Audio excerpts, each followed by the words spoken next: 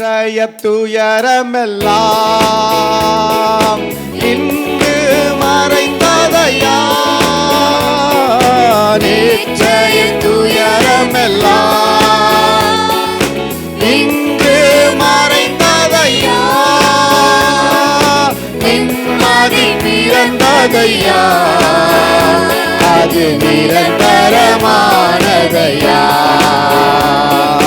நிம்மதி பிறந்ததையா, அது நிரந்தரமானதையா.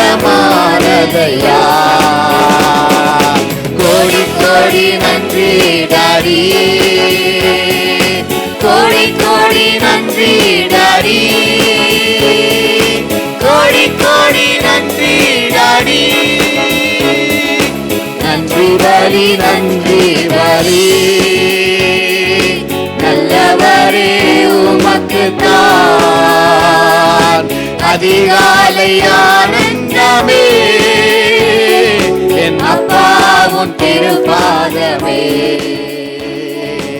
அதிகாலை ஆனந்தமே, என் அப்பா உன் திருப்பாதமே.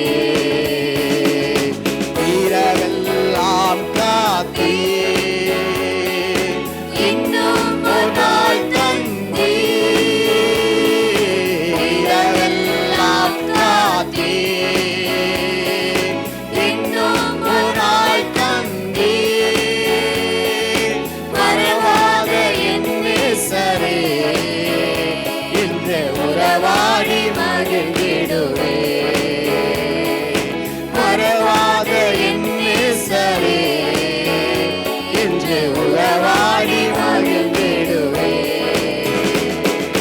கோடி கோடி நன்றி டாடி, கோடி கோடி நன்றி டாடி, கோடி கோடி நன்றி டாடி, நன்றி பலி நன்றி பலி,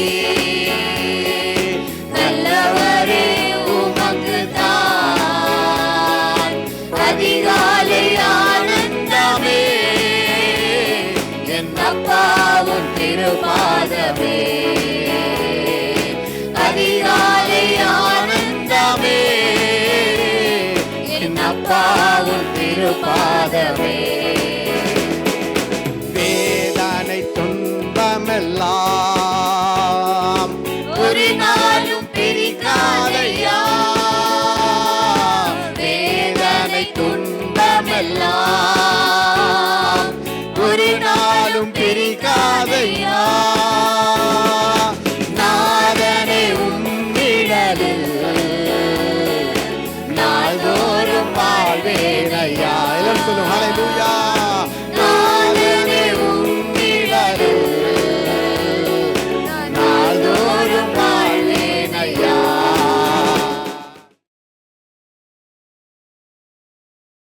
இரவு என்னுடைய கணவனாருக்கு 20 வருஷத்துக்கு முன்னாடி ஒரு ஆக்சிடெண்ட் பேக் பெயினில், அது திடீர்னு பெயின் ஆயிடுச்சு, பின்னாடி தலைவலி ஃபுல்லாக வலி, அந்த வலி வந்தால் அவரால் தாங்கவே முடியாது. ஆனால் வெள்ளிக்கிழமை ஃபுல்லாக பெயின். ஆனால் நான் காலையில் 4 மணி வரைக்கும் அவருக்காக பிரார்த்தனை பண்ணிகிட்டே இருந்தேன். 48 மணி நேரம் அந்த தலைவலி வரும். அந்த தலைவலி வந்தால் 48 மணி நேரம் விடாத தலைவலியாக இருக்கும். அதனால் நான் அந்த நைட்டு ஃபுல்லாக அவருக்காக ப்ரேயர் பண்ணும்போது விடிய காலையில் 4 மணிக்கே கர்த்தர் அவருக்கு ஒரு விடுதலையும் சுகத்தையும் கொடுத்தார். ஜீவனை கொடுத்ததுக்காக கர்த்தருக்கு கோடி ஸ்தோத்திரம். பெரிய காரியங்கள் வாக்கு தத்தங்களை நிறைவேறுவதற்கு, வாக்கு தத்தங்கள் நம்முடைய வாழ்க்கையில கர்த்தர் நிறைவேற்றுவதற்கு நமக்கு என்ன தேவை? பொறுமையோடு காத்திருக்க வேண்டும். ஆமென். பொறுமையோடு காத்திருக்க. எத்தனை பேர் விசுவாசிக்கிறீங்க என் வாழ்க்கையில் கர்த்தர் நிச்சயமாய் எனக்கு கொடுத்த வாக்குத்தத்தத்தை அவர் நிறைவேற்றுவார்? ஹல்லேலூயா. அந்த வாக்குத்தத்தம் நிறைவேற்றப்படுகிற நாட்களுக்குள்ளாகவே நான் வந்திருக்கிறேன். ஆண்டவர் சொல்ல, நீ பொறுமையோட காத்திரு, நான் சொல்ற வரைக்கும் இந்த பகுதியை விட்டு நீ போகாதப்பா. அப்போ இதுக்குள்ளேயே தான் குண்டு சட்டிக்குள்ளேயே தான் நான் குதிரை ஓட்டுறோமா, இதுக்குள்ளேயே தான் நான் இருக்கணுமா, நான் மேலே வர முடியாதா, மேலே வரக்கூடாதா, அப்படிலாம் பல கேள்வி இருக்குது. பல விதங்களை நம்ம சொல்ல முடியும். ஆனால் ஆண்டவர் சொல்றாரு, நீ மேலே வரக்கூடாதுங்கிறதுக்காக நான் சொல்லப்பா, பிதாவின் வாக்குத்தத்தம் நிறைவேறுவதற்காக காத்திருக்கிறதுக்காக நான் சொல்றேன். ஹல்லேலூயா. அதுக்காக தான் காத்திருக்க சொல்றேன். உங்க வாழ்க்கையில, என்னோட வாழ்க்கையில, நம்முடைய வாழ்க்கையில ஆண்டவர் வாக்குத்தத்தங்களை நிறைவேற்றுவதற்கு சில காத்திருப்புகள் அவசியம் என்று சொல்லுகிறார். ஆமென். ஹல்லேலூயா. காத்திருப்பு அவசியம். அப்படி காத்திருக்கிறதுனால 8ஆம் வசனம் சொல்லப்பட்டிருக்குது, அந்த பரிசுத்த ஆவியானவர், வாக்குத்தத்தங்கிறது பரிசுத்த ஆவியானவர், அந்த வாக்குத்தத்தத்தை பெறும் பொழுது நீங்கள் பலன் அடைந்து. அல்லேலூயா. ஆமா, அதுக்கு முன்னாடி பேதுருவை பார்த்து, எப்பா பேதுரு ஞாபகம் இருக்குதா, நீ இயேசுவோட கூட இருந்தவன் தானே என்று சொல்லும்போது, ஐயோ சத்தியமா நான் அவரை யாருன்னே தெரியாதுன்னு சொன்ன பேதுரு இப்ப என்ன சொல்றாரு, அவர் தான் முன்னாடி வந்து நிற்கிற எனக்குள்ளே அந்த அதாவது கிறிஸ்துவை, ஆமா ஆமா, நீங்க சிலுவையில் அறைந்த கிறிஸ்துவையே நான் இன்றைக்கு நான் பேசுறேன், அந்த இயேசு கிறிஸ்துவ குறிச்சே நான் பேசுறேன். அல்லேலூயா. எந்த இடத்துல அவர் மறுதலிச்சாரோ அதே இடத்துல ஆண்டவர் சாட்சியா நிறுத்துகிறார். ஆமென். இந்த வசனத்தில் சொல்லப்பட்டிருக்கு, நீங்கள் பலன் அடைந்து. அப்புறம் பலன் அடைந்து மாத்திரம் இல்ல, நீங்க என்ன பண்ணுங்க, நீங்க எருசலேம்ல, எங்க எருசலேமை விட்டு போக கூடாது சொன்னாங்களோ, இப்போ ஆண்டவர் சொல்ல, நீங்க எருசலேம்ல, யூதேயால, சமாரியால, பூமியின் கடைசி வரைக்கும் நீங்க எனக்கு சாட்சிகளா. எருசலேமை விட்டு போக வேண்டாம்னு சொன்னவங்க இப்ப சொல்றாரு, பரிசுத்த ஆவியானவர் இடத்துல வரும் பொழுது நீங்க எருசலேம்ல மாத்திரம் இல்ல, யூதேயாவிலும் சமாரியாவிலும் பூமியின் சகல பரியந்தமும், உலகத்தின் சகல பரியந்தமும், பூமி முழுவதுக்கும் நீங்க என்ன பண்ணுங்க, சாட்சிகளா. நம்முடைய எல்லையை பெரிதாக்குகிற தேவன். அல்லேலூயா. நம்முடைய எல்லையை ஆமா ஆண்டவர் விஸ்தாரமாக்குகிறார். எப்ப தெரியுமா, பரிசுத்த ஆவியின் அபிஷேகம் ஆளுகை நமக்குள்ளே கடந்து வரும் பொழுது. ஆமென். சரி, நான் இன்னைக்கு நான் சொல்லுகிறேன், சில எல்லைகள் விஸ்தாரமாகவில்லை, சில வளர்ச்சிகள் இன்னும் காணப்படவில்லை. ஏன் என்ற காரணங்களை சீக்கிரமாக நாம் பார்த்துட்டு அதுக்கு சொல்யூஷனை பார்த்துட்டு நம்ம ஜெபம் பண்ணி முடிக்க போகிறோம். வாசிங்க, யாத்ராகமம் புஸ்தகம் 8ஆம் அதிகாரம் 1ஆம் வசனம் 2ஆம் வசனத்தை நாம் வாசிப்போம். யாத்ராகமம் புஸ்தகம் 8ஆம் அதிகாரம் 1ஆம் வசனம் 2ஆம் வசனம். அப்பொழுது கர்த்தர் மோசேயை நோக்கி நீ பார்வோன் இடத்தில் போய் எனக்கு ஆராதனை செய்ய என் ஜனங்களை அனுப்பிவிடு, நீ அவர்களை அனுப்பி விட மாட்டேன் என்பாயாக, உன் நெல்லை அடங்களையும் தவளைகளால் வாதிப்பேன். பாருங்க, இந்த வசனங்களை சொல்லப்பட்டிருக்குது. ஒரே ஒரு காரியம், பார்வோன்ட்ட பார்த்து சொல்ல, ஏப்பா நாங்க தேவனை ஆராதிப்பதற்காக நீ என்ன பண்ணணும், எங்களை அனுப்பிவிடணும்.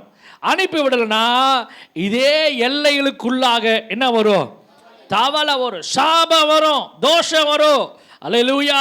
நான் சொல்றேன் பாருங்க, ஆராதனைக்கு வந்தால் தப்பிக்கப்பட்டோம். ஆமென்.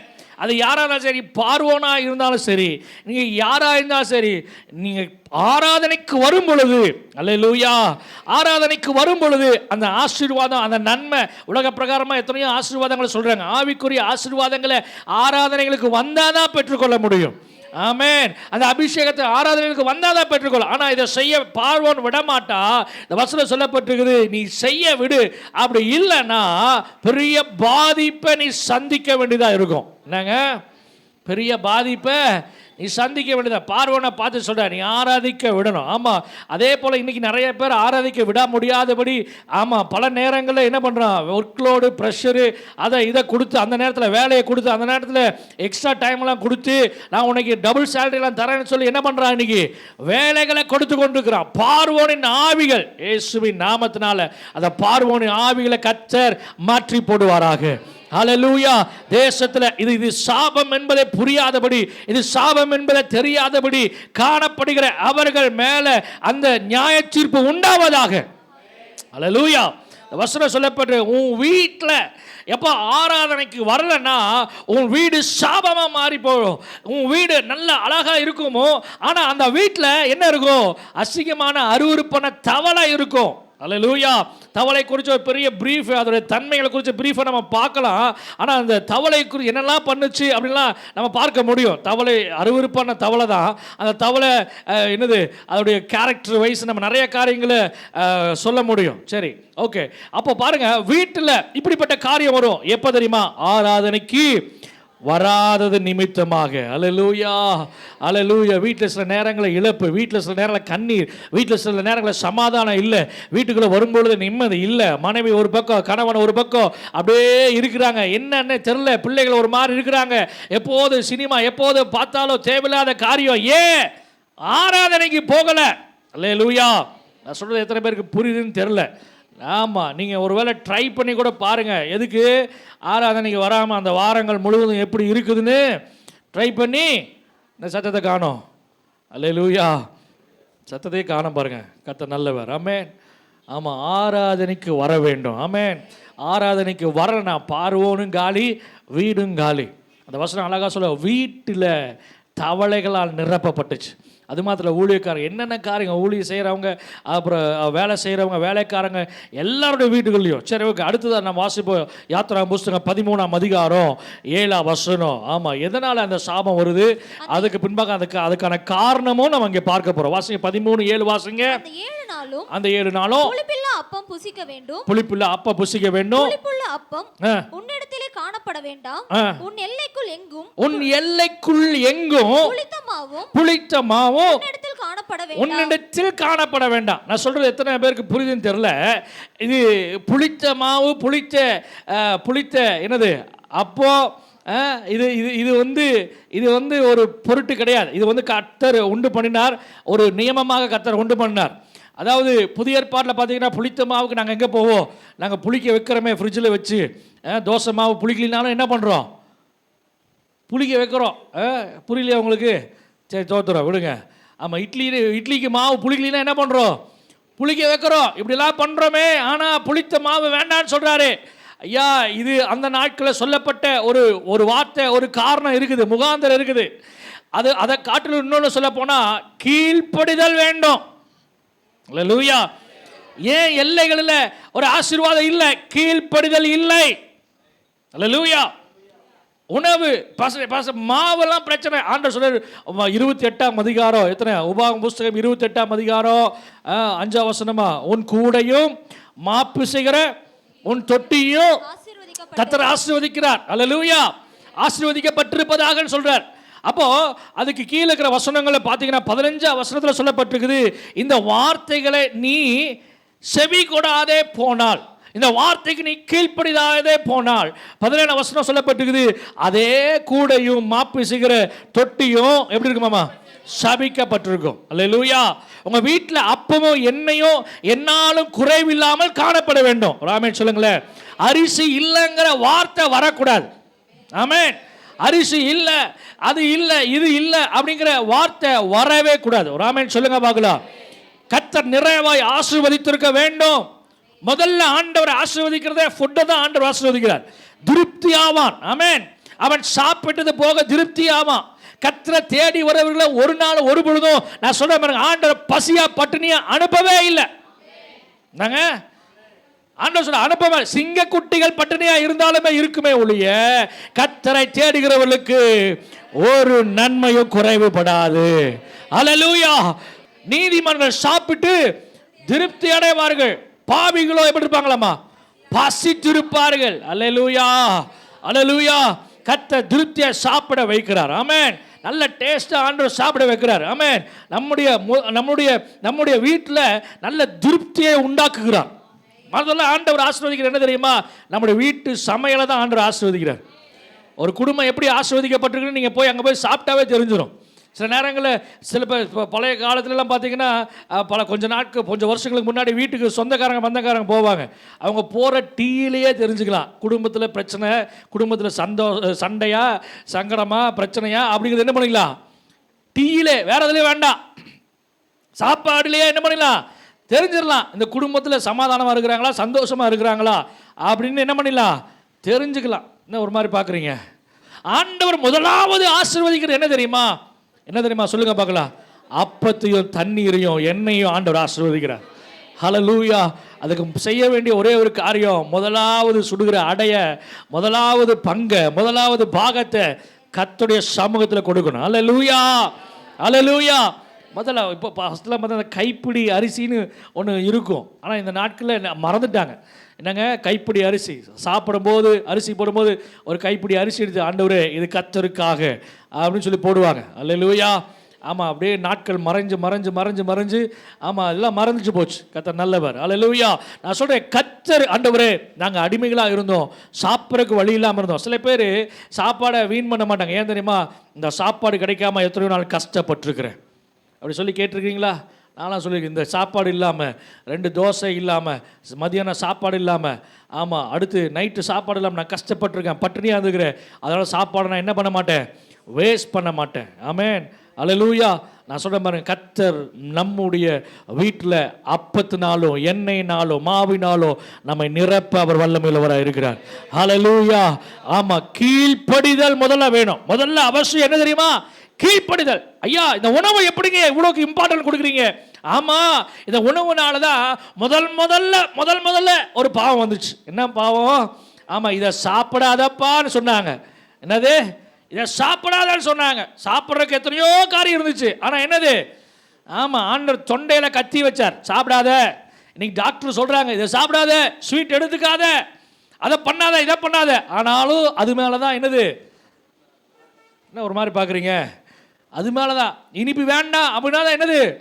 இனிப்பு. காரம் வேண்டாம்னா காரம் அதிகமாக சாப்பிட்றது. உப்பு வேணும்னா வேண்டாம்னா முட்டை சாப்பிடாதீங்க, ஆபாயில் சாப்பிடாதீங்கன்னா என்னது?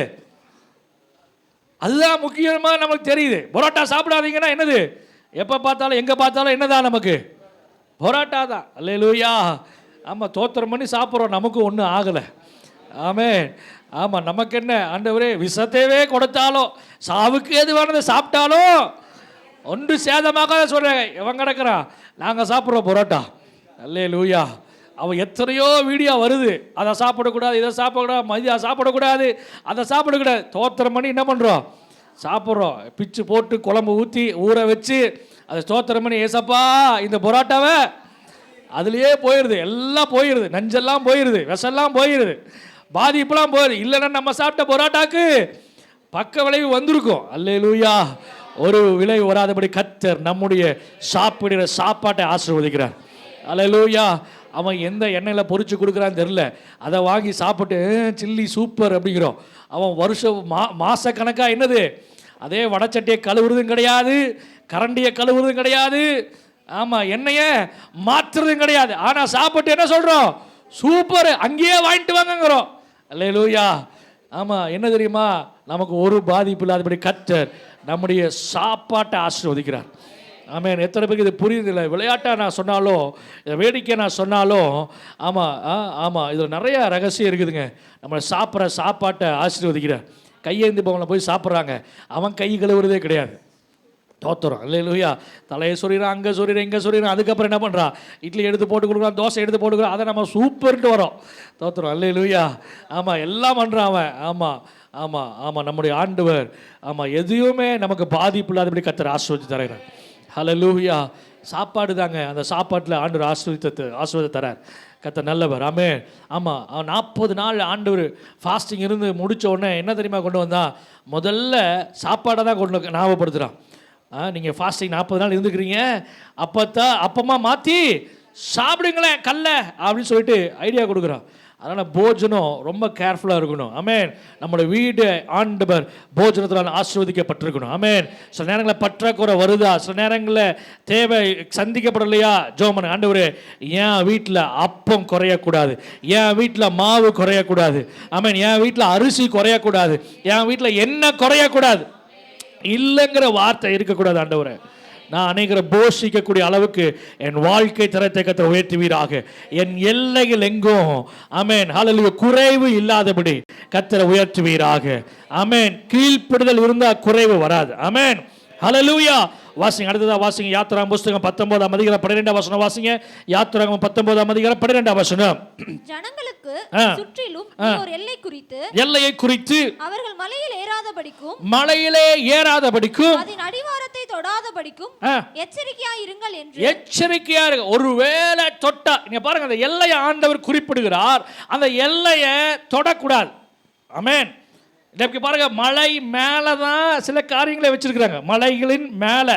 ஆனால் ஆண்டவர் சொல்றாரு மலையின் அடிவாரத்திலிருந்து என்ன பண்றாரம்மா? பரிசுத்தப்படுத்துகிறார். தொடக்கூடாதுன்னு சொல்றார். ஏன்னா 10ஆம் வசனம் சொல்லப்பட்டிருக்குது. என்ன காரணம்? ஏன் தொடக்கூடாது? ஏன்னா அவர்களை நீ என்ன பண்ணு? பரிசுத்தப்படுத்து. 10ஆம் வசனம் என்ன சொல்லப்பட்டிருக்குங்க? பரிசுத்தப்படுத்து. அல்லேலூயா. பரிசுத்தம் இல்லாம தொடப்படாது. பரிசுத்தம் இல்லாம ஆண்டவர் இந்த நாள் கிருபையின் காலமா இருக்கிறனால விட்டு வச்சிருக்கிறார். பரிசுத்தம் இல்லாம இன்னைக்கு போறாங்க வராங்க, பரிசுத்தம் இல்லாம ஸ்டேஜ்ல ஏறுறாங்க. அல்லேலூயா. நான் ஸ்ரீலங்கா போனப்போ ஒரு பாஸ்டர் நான் பார்த்தேன். ஆமாம், நாங்கள் போய் பார்த்து பேசிட்டு இருக்கும்போது ஸ்டேஜில் ஒருத்தனை ஏற விட மாட்டார்.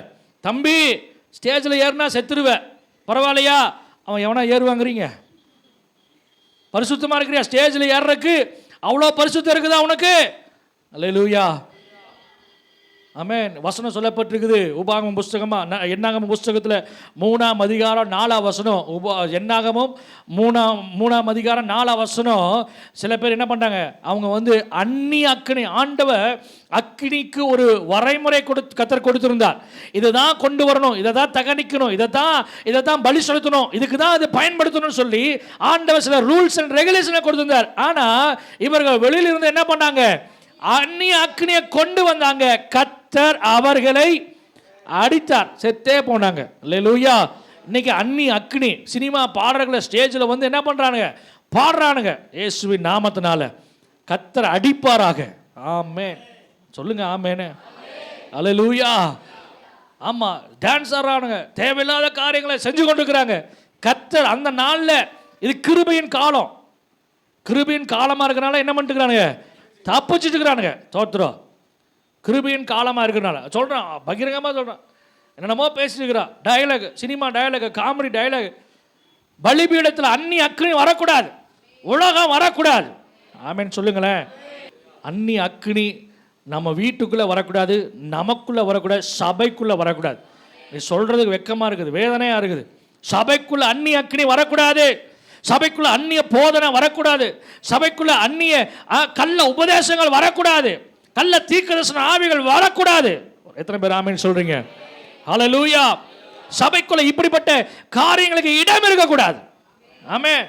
ஹல்லேலூயா. 2 சாமுவேல் புஸ்தகம் 6ஆம் அதிகாரம் 6ஆம் வசனம் 7ஆம் வசனத்தில் பார்த்தீங்கன்னா, ஊசா அந்த உடன்படிக்கை பெட்டியை கொண்டு போறாங்க. ஊசா என்ன பண்றான், அந்த பெட்டி கீழே விழுகுதே அப்படின்னு சொல்லி நல்ல எண்ணத்தோடு ஓடி அதை அப்படியே கேட்ச் பிடிச்சி, டைவ் அடிச்சு கேட்ச் பிடிச்சி பெட்டி கீழே விழுகாதபடி அதை என்ன பண்ணானாமா? ஆமா, 6ஆம் வசனம் வாசிங்கம்மா, 6ஆம் வசனத்தை வாசிங்க. அவர்கள் நாகோனின் களம் இருக்கிற இடத்துக்கு வந்தபோது மாடுகள் மிரண்டு பெட்டியை அசைத்தபடியினால் ஊசா தேவனுடைய பெட்டியினிடமாய் கையை நீட்டி அதை பிடித்தான். அப்பொழுது கர்த்தருக்கு ஊசாவின் மேல் கோபம் உண்டது, அவனுடைய துணிவின் நிமித்தம் தேவன் அங்கே அவனை அடித்தார். யோசிச்சு பாருங்க, ரொம்ப கவனமா அதை வாசிங்க. இது அந்த நாட்கள் இருக்கிறனால கர்த்தர் உடனே பனிஷ்மென்ட் கொடுத்தார். இந்த நாட்கள் கிருபையின் நாட்கள், அதனால பேசிட்டு இருக்கிறான். ஒன்றும் நடக்கலையே, பேசிட்டு இருக்கிறான். சாகவே மாட்டோம், கிருபை.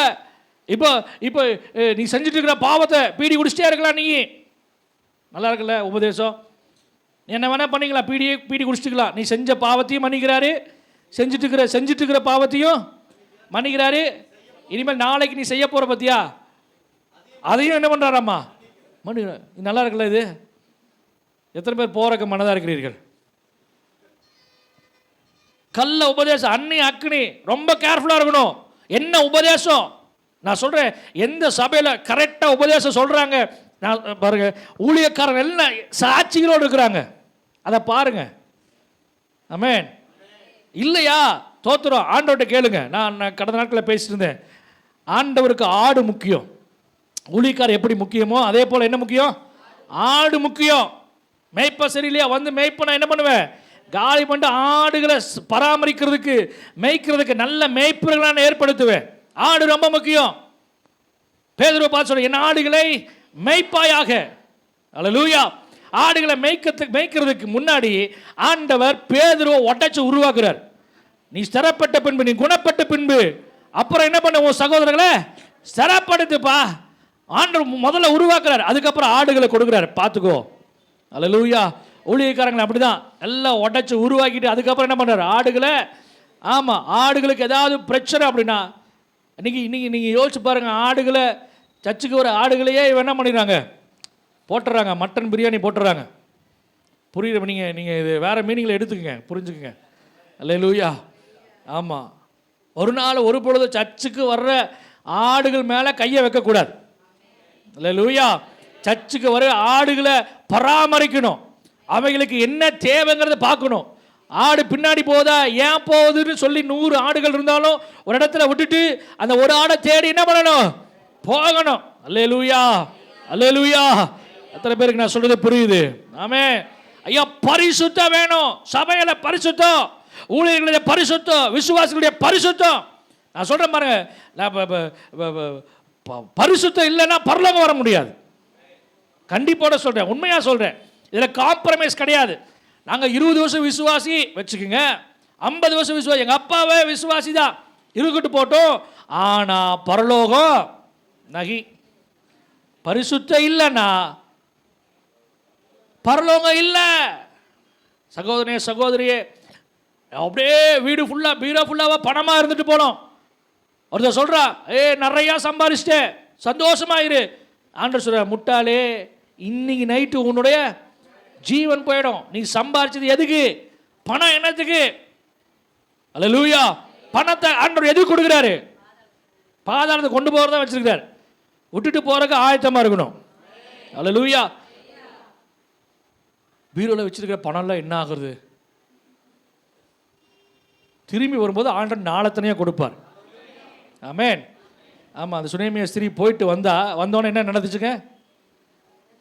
வந்தோடனே வட்டியும் முதலுமா, ஏங்க உலக ராஜாவே வட்டியும் முதலுமா திரும்ப கொடுக்குறாருன்னா, நீங்கள் நம்முடைய ஆண்டவர் ஆராதிக்கிற ஆண்டவர் திரும்பி வரும் பொழுது நம்ம தாங்க எம்பி, நம்ம தான் எம்எல்ஏ, நம்ம தான் வார்டு மெம்பர், நம்ம தான் கவுன்சிலரு.